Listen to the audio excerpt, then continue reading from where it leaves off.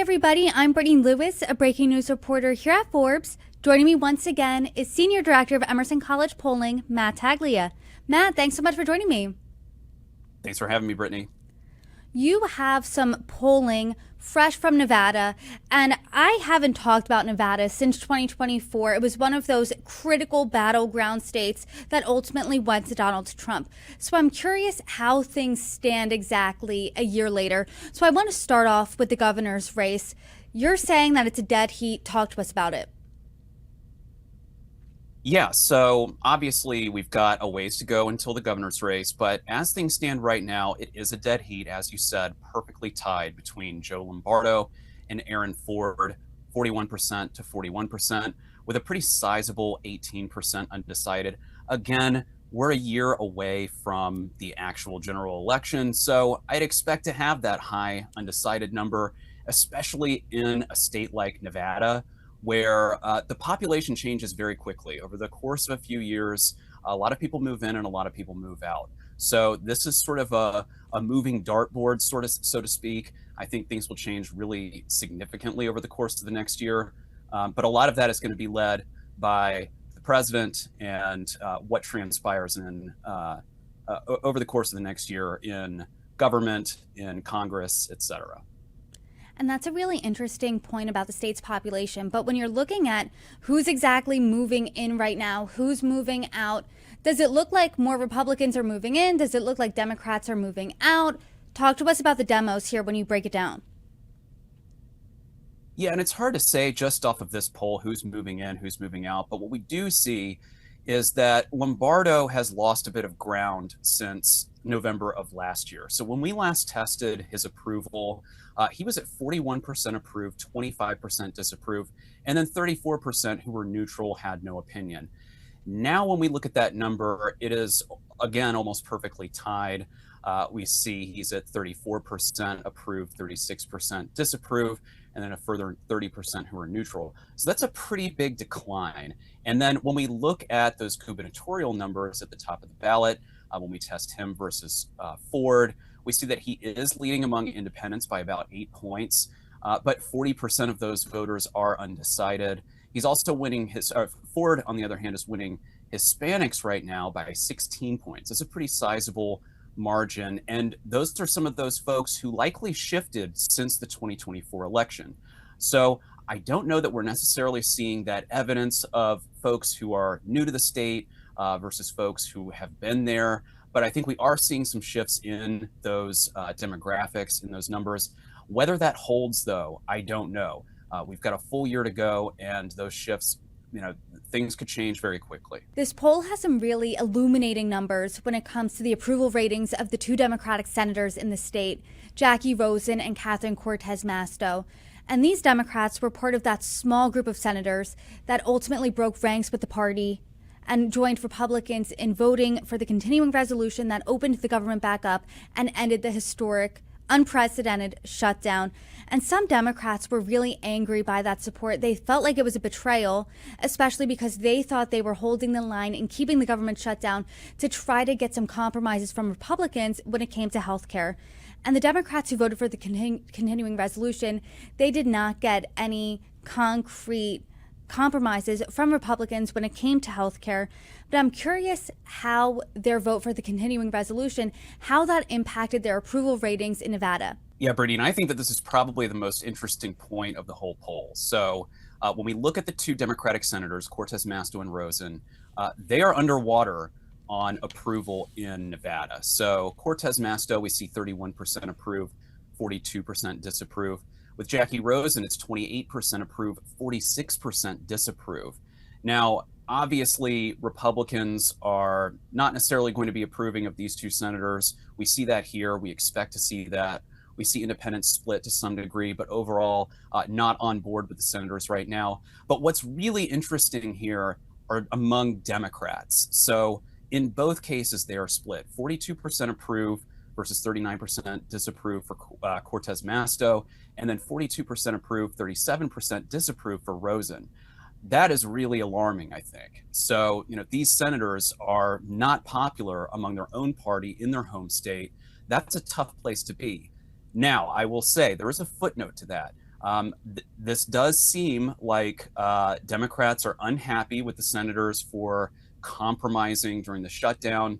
I mean, I think that there's clear evidence of that here. At least half of Democrats in the state don't like that they did that, and they're punishing these senators as a result. However, we've got a lot of time in between now and when, especially these senators go up for reelection. They are not up for reelection in 2026. So I don't see this necessarily hurting them personally in their seats currently. But I do think that this could speak to something within the Democratic Party, within that base, that they don't like how things transpired. And it remains to be seen whether or not they're going to remember that on election day in 2026. Like you said, that could be a bruise that goes away by the time that elections come up for both Rosen and Cortez Masto. But it's interesting that Democrats in that state disapprove so much on that because, like we've been saying, Nevada is a swing state, and usually lawmakers from swing states are more moderate on both sides.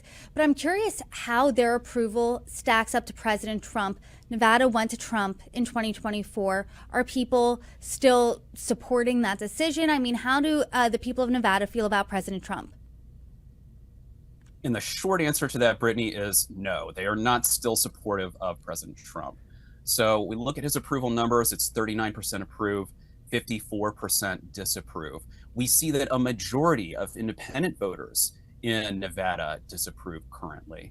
And then when we look at some of the issues, maybe why voters are so disapproving of Trump in the Silver State, we see that the economy, 39% approve of how Trump is handling it versus 54% disapprove. Immigration, 42% approve, 55% disapprove. Now, that's a long way away from where his numbers are on immigration in Arizona, where he's about split. There's clearly more appetite in Arizona for some of the tactics that the Trump administration has taken with immigration. But I think universally in every state we've tested so far and nationally, there is obviously strong discontent with how the Trump administration is handling the economy. And it's going to be really, really tough for him to dig himself out of that one. And the economy, Matt, time and time again, I feel like a broken record, has been the top issue facing voters. It's a tale as old as time. It still is in Nevada. What are the other top issues facing voters there? Yeah, as you said, Brittany, the economy, the top issue in the state. And then that's followed by housing affordability with 16%, economy being at 39%. You take those two and you've got a majority of the electorate that say that either housing affordability or the economy, including inflation, the cost of living, et cetera, that are their top issues. So, I think that this is really, really clearly a major issue. If we look back to 2024, we see that it's almost the exact numbers as then, just ahead of the 2024 presidential election. So what this says to me is that folks are overwhelmingly dissatisfied with the state of the economy, with the state of affordability, and crucially, they have not seen progress on this over the course of the past year. President Trump said that he was going to attack this issue on day one, and voters right now do not see evidence of that having happened. President Trump did run on no tax on tips, and Las Vegas is in Nevada. Service industry there is booming. I'm sure people, when they hear this, I was a waitress at one point in my life. I'm sure if I heard no tax on tips, that would certainly excite me. How do the people of Nevada feel about it? And it would have excited me too at the time. And we can't really necessarily say that folks aren't excited about it. I definitely think that there are some in the service sectors who are. But when we ask Nevada voters, whether or not no tax on tips has had a positive or negative effect on Nevada's economy, we see 48%, a plurality here, say that it's had no impact on the economy.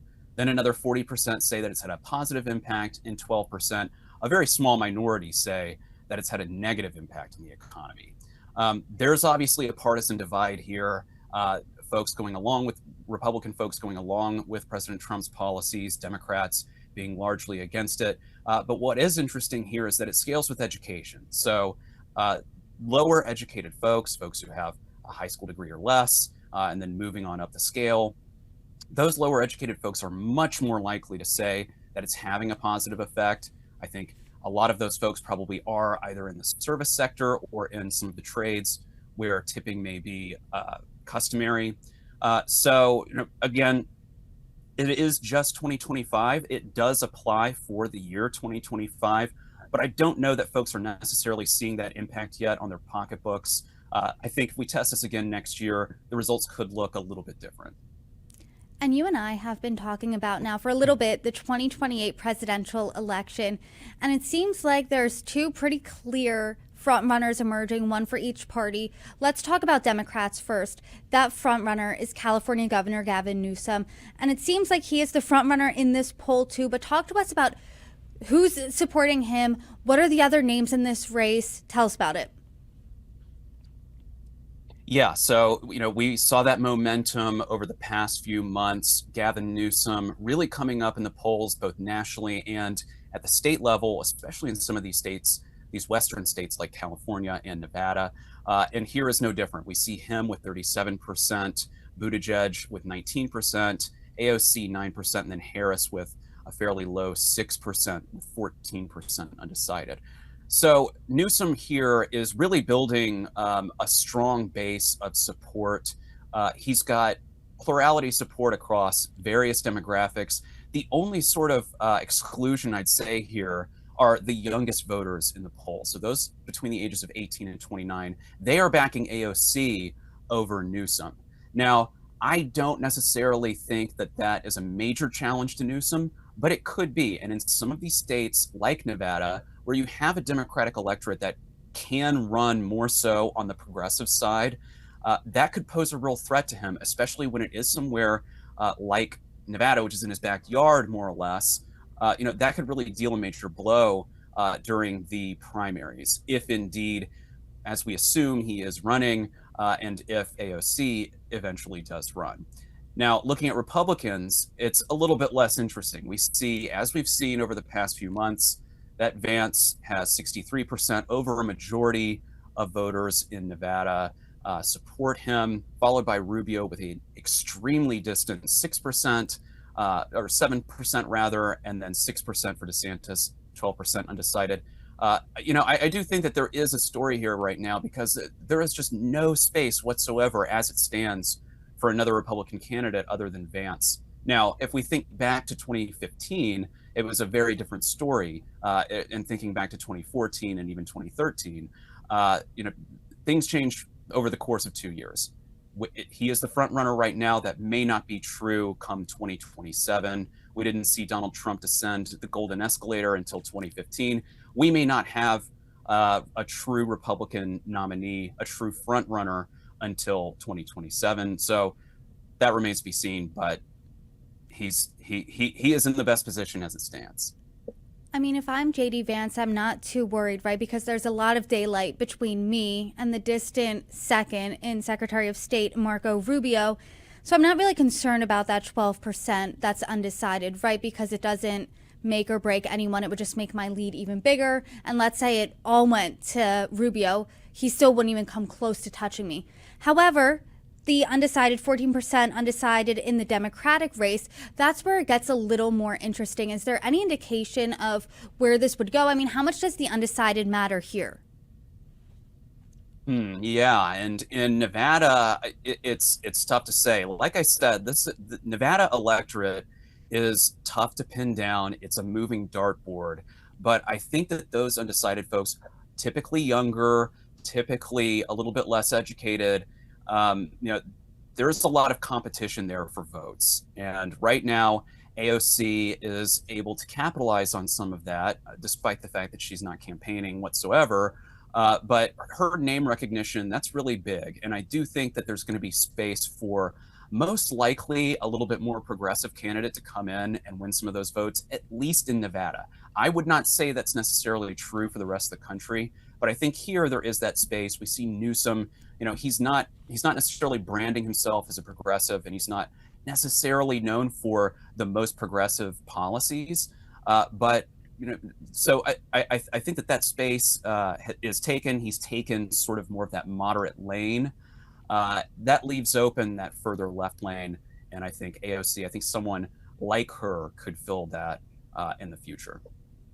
And to that point, I mean, if I'm looking at this poll, I'm concerned if I'm Cortez Masto. I'm concerned if I'm Rosen.